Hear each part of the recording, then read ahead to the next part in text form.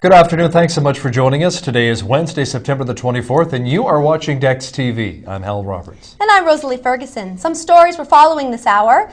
U.S. housing prices take another record-breaking plunge. American companies trim their advertising budgets. And firms cut back on buybacks as corporate stock becomes a bad investment for the corporations themselves. We'll also have a chit-chat with the StreetInsider.com president, Mr. Lon Jurisic, about today's movers and shakers. That's coming up later in the half hour. But up first, more on today's top stories. The National Association of Realtors says the prices of homes in America had a record plunge last month. The average price dropped 9.5% to about $203,000. It says as many as 2 in 5 home sales are by borrowers who have seen their property lose value or are facing foreclosure. But a senior economist at Wachovia Securities says if the property sector can work through the current lending trouble, sales are likely to improve later this year. Republican vice presidential nominee Sarah Palin got a crash course in foreign affairs as she met with world leaders at the United Nations Annual General Assembly. As John Decker reports, Palin's foreign policy tutorials comes just days before she takes on Democrat Joe Biden in a vice presidential debate.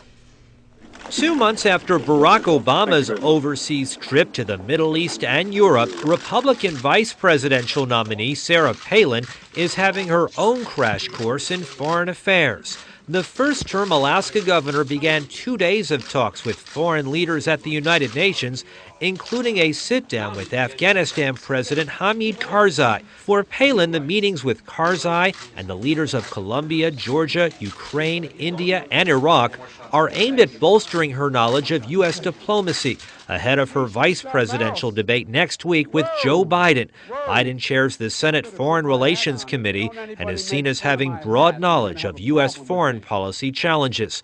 Boston University's Tom Fiedler. She will be able to say at appropriate times in a campaign that she has had conversations with some foreign leaders, people who are in significant relationships with the United States. And perhaps to put a positive light on it, it does at least allow herself to be introduced to those people, to some extent at least take their measure should she become the vice president. Palin has electrified the Republicans' conservative base since being selected by John McCain as his running mate. But she has also faced many questions from the media about her very limited foreign policy experience and, if elected, her readiness to be just a heartbeat away from the presidency.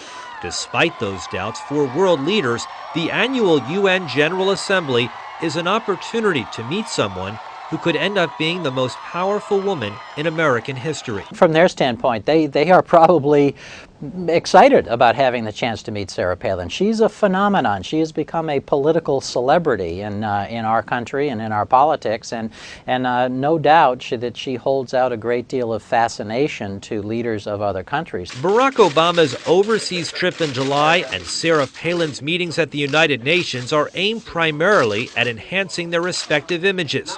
Whether these efforts allay concerns about their readiness to lead won't be known until Election Day, now just 6 weeks away. American corporations are trimming their advertising budgets in anticipation of tougher times ahead.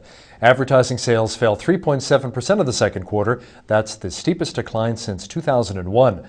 Marketing and analysts say most of the remaining ad spending is going on the internet and specialty television channels, where it's easier to reach a particular audience.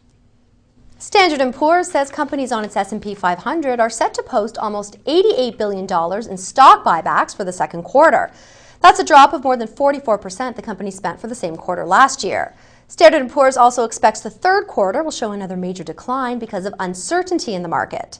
Since 2004, the S&P 500 companies have spent $1.6 trillion on stock buybacks, compared with $1.7 trillion on capital expenditures and $845 billion on dividends. Some pretty big numbers indeed.